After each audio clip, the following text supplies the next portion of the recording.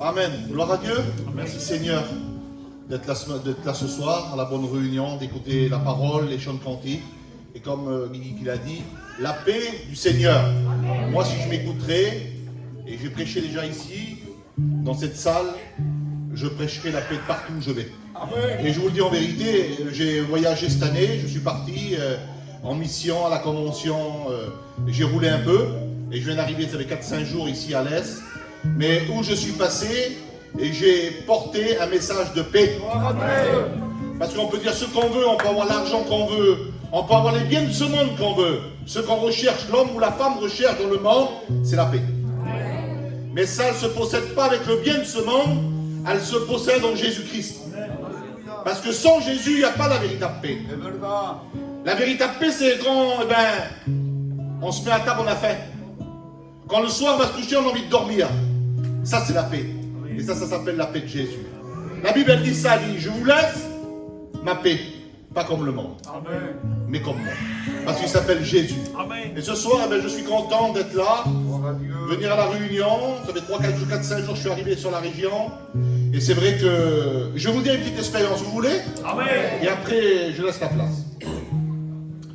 Cet été, on est parti en mission et je vous dis, en vérité, ça a été particulier. Je vais vous expliquer cette expérience, parce que ça va vous faire du bien, ça nous a fait du bien.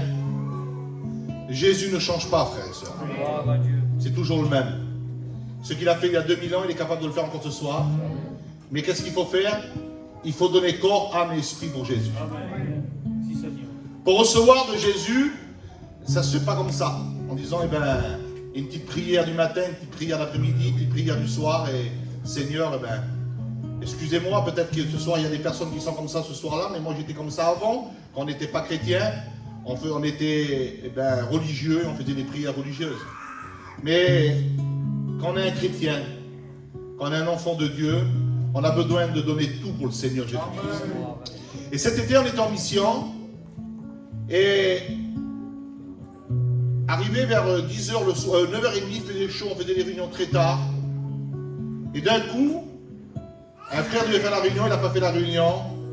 Et je vais vous faire comprendre que l'importance, c'est pas d'avoir un gros cerveau, l'importance. L'importance, c'est pas de vouloir être mieux que l'autre, l'importance, pour Dieu.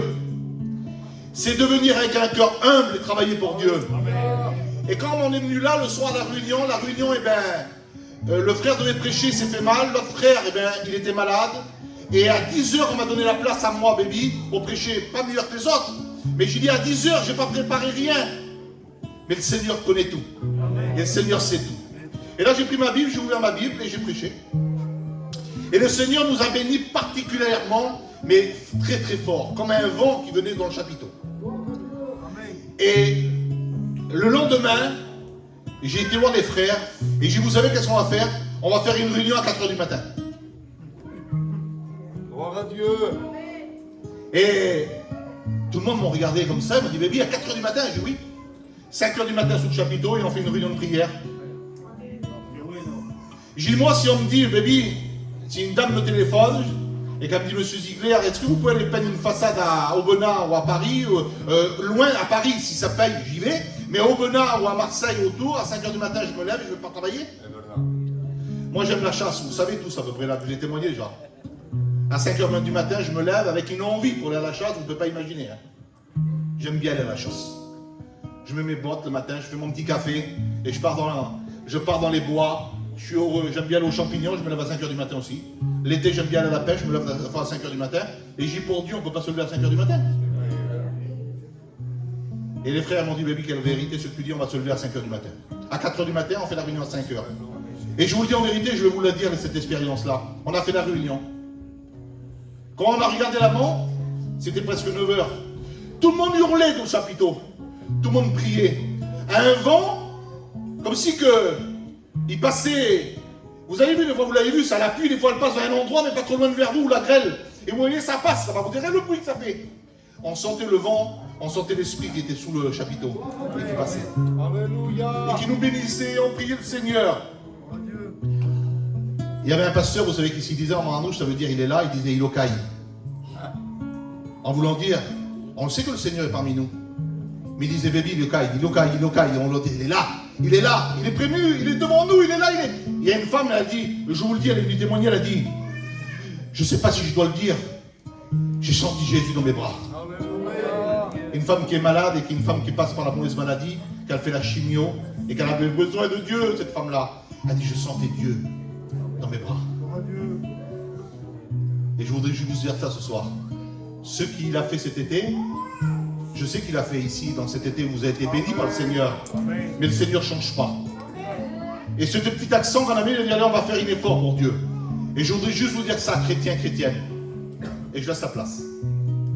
On a besoin de faire des efforts pour Jésus. Si des fois vous ne me voyez pas partir de quelques jours ici à la Réunion, c'est que je prends ma responsabilité à côté d'Arles. J'ai une église aussi à Arles, moi, à côté d'Arles, je tiens. C'est le mardi, le jeudi, le dimanche. D'habitude, je vais avec le camping là-bas.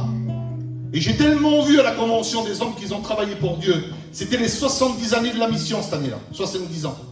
Et j'ai écouté les hommes de 80 ans arriver ici trembler, là, de dire, nous, on partait travailler pour Dieu. On laissait nos enfants, notre femme. On partait 2 mois, 3 mois et évangéliser dans les pays du monde entier, le monde, hein, et travailler. Et moi, j'ai dit, cette année, je vais à l'Est avec le camping. Et je vais faire les réunions à Arles. Ça fait 100 km pour revenir. 200, 600 km. Et si j'ai une visite à faire, 800 par semaine. Et je vous le dis en vérité, c'est pas, je ne le dis pas pour me faire voir ce soir. Mais vous savez, si vous saurez comme j'ai envie de faire ça. Si vous saurez comme j'ai envie de faire 800 000 km pour Dieu. Prendre la voiture. Et je disais ça, la voiture, elle ne demande que à rouler. Juste monter dedans et partir. Et quand j'écoutais à la convention cette année, tous ces hommes qui ont travaillé, et je le dis, Guigui, ces hommes qui ont travaillé pour Dieu, c'est grâce à eux, c'est grâce à Dieu, mais c'est grâce à eux que vous êtes là ce soir. C'est grâce à eux dans le réveil. Ils ont travaillé. Je dis juste ça et j'arrête. Il y a un homme qui disait, mon père, sa valise, elle était faite sur la table. Et mon père, il n'avait pas d'argent. Ma mère non plus, il en était 11 enfants.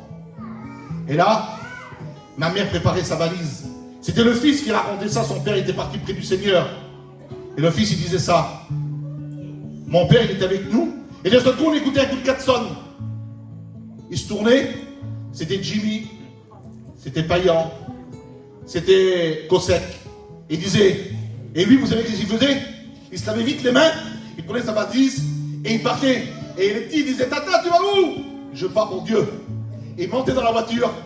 Et il dit, des fois, on restait nous, notre père, on ne le voyait pas pendant 1 mois, 2 mois, 3 mois.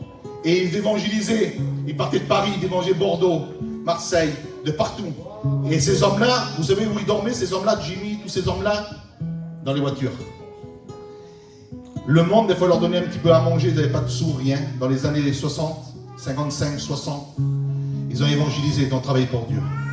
Or, je pense, pour nous les chrétiens, on a besoin de donner corps, âme et esprit pour l'œuvre de Dieu. Que Dieu vous bénisse.